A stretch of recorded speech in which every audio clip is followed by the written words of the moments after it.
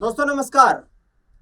बिहार की पूर्व मुख्यमंत्री और वर्तमान में बिहार विधान परिषद में नेता प्रतिपक्ष की जिम्मेदारी निभा रही राबड़ी देवी के बंगले को खाली करने पर बिहार में जबरदस्त सियासत हो रही है, जिसको लेकर तमाम आरजेडी के नेताओं ने सरकार की इस कार्रवाई को बदले की भावना की कार्रवाई करार दिया है। लेकिन अब अपनी मां के समर्थन में परिवार से राजनीतिक रूप से अलग हो चुके बड़े बेटे जेजेडी के संस्थापक तेज प्रताप यादव भी खुलकर समर्थन में आ चुके हैं। राबड़ी देवी को आवास खाली करने के लिए 15 दिन का अल्टीमेटम मिलने पर अब तेज प्रताप यादव ने कड़ी और बड़ी प्रतिक्रिया दी है। लालू यादव के बड़े बेटे यानी कि तेज प्रताप यादव ने इस पूरे मामले पर प्रतिक्रिया व्यक्त करते हुए कहा है कि नीतीश कुमार का आवास भी खाली होना चाहिए, क्योंकि वह भी अब पूर्व मुख्यमंत्री है। उन्होंने कहा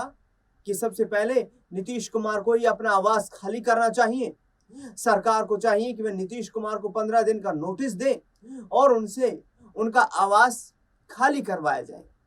तेज प्रताप यादव के इस बयान के बाद जेडीयू भी सक्रिय हो गई और जेडीयू के नेताओं ने भी आरजेडी को निशाना बनाना शुरू कर दिया। बाद में बताऊंगा आखिरकार जेडीयू नेताओं ने क्या कुछ कहा है, लेकिन पहले बात राबड़ी देवी को प्रशासन ने जो नोटिस दिया है उसकी करते हैं। बिहार की पूर्व मुख्यमंत्री राबड़ी देवी को 10 सर्कुलर रोड आवास खाली करने के लिए 15 दिन की मोहलत दी गई है। उन्हें 15 दिन में 10 सर्कुलर रोड आवास खाली करना होगा। इससे पहले राबड़ी देवी ने बंगला खाली करने से इनकार कर दिया था। भवन निर्माण और जिला प्रशासन ने राबड़ी देवी को 39 होर्डिंग रोड में शिफ्ट होने का अनुरोध किया था। आपको बता दें कि लालू यादव की पत्नी राबड़ी देवी को 10 सर्कुलर रोड बंगला मिला था। वह लंबे समय से यह आवास खाली करने के लिए उन्हें कहा जा रहा था। इसे लेकर उन्हें कई बार नोटिस भी दिया गया। इसके बाद राबड़ी देवी ने खुले तौर पर कहा कि वह आवास खाली नहीं करेंगी।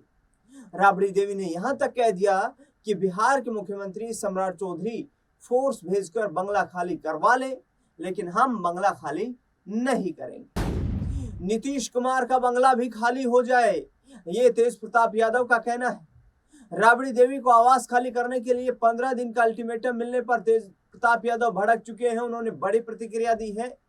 लालू के बड़े लाल यानी राबड़ी देवी के बड़े बेटे तेज प्रताप यादव ने अपने पूरे मामले पर इस प्रतिक्रिया देते हुए कहा है कि नीतीश कुमार को भी आवास खाली कर देना चाहिए, क्योंकि वह पूर्व मुख्यमंत्री हैं। उन्होंने कहा सबसे पहले नीतीश कुमार को ही अपना आवास खाली करना चाहिए। सरकार को चाहिए कि वह नीतीश कुमार को 15 दिन का नोटिस दे और उनके आवास को खाली कराए। राज्य सरकार के नियमों के अनुसार सत्ता परिवर्तन या नए आवंटन की स्थिति में सरकारी आवास खाली करना एक नियमित प्रशासनिक प्रक्रिया मानी जाती है। यदि कोई आवंटी निर्धारित अवधि के बाद भी आवास नहीं छोड़ता है तो संबंधित विभाग उसे अनधिकृत कब्जाधारी मानते हुए कानूनी प्रक्रिया शुरू कर देता है। आमतौर पर पहले कारण बताओ नोटिस जारी किया जाता है, फिर जवाब संतोषजनक नहीं होने पर बेदखली की कार्रवाई और जुर्माने जैसी प्रक्रिया अपनाई जा सकती है। हालांकि 10 सर्कुलर रोड का मामला सामान्य प्रशासनिक कार्रवाई से कहीं आगे बढ़ चुका है, क्योंकि इसमें बिहार की 2 प्रमुख राजनीतिक धाराएं आमने सामने दिखाई दे रही है। अब आपको बताते हैं कि सरकार के पास कानूनी हथियार क्या है। प्रशासनिक नियमों के तहत सरकार के पास सबसे अचूक कानूनी हथियार जो है उसका इस्तेमाल होता है।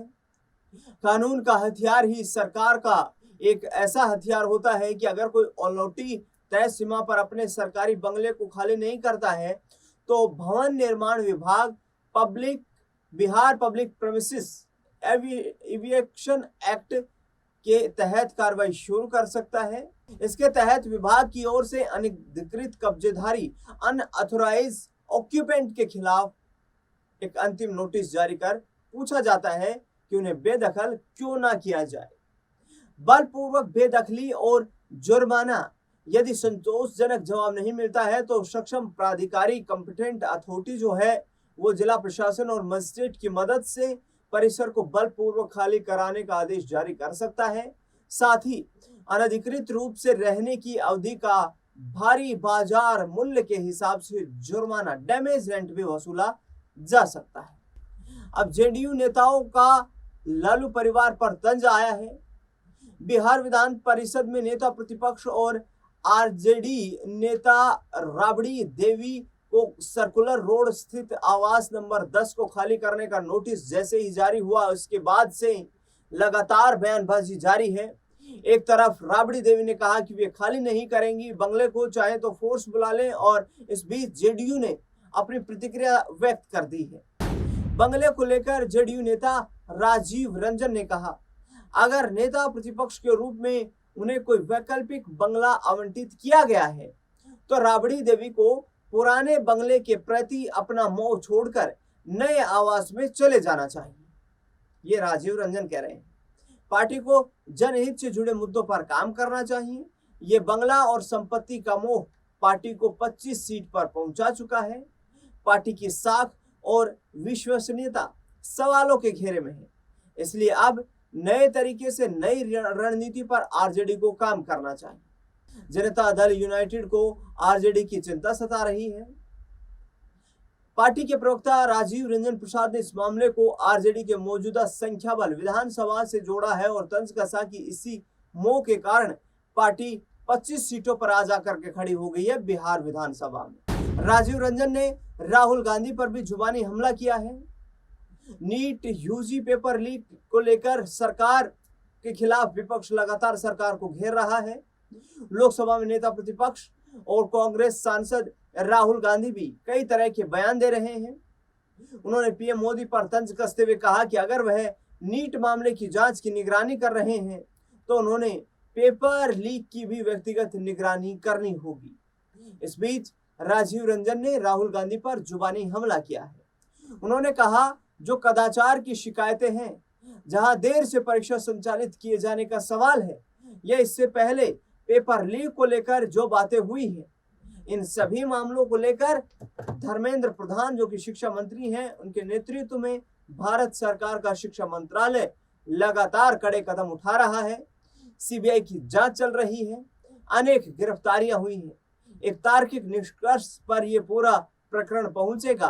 किसी भी भ्रम में राहुल गांधी को नहीं रहना चाहिए। इसके साथ साथ उन्होंने ये भी कहा कि राहुल गांधी को जब भी मौका मिलता है वो इस तरीके की बयानबाजियां करते हैं जिससे कि सामान्य प्रशासन जो होता है उसके प्रति लोगों में जो है विश्वास कमजोर हो सके।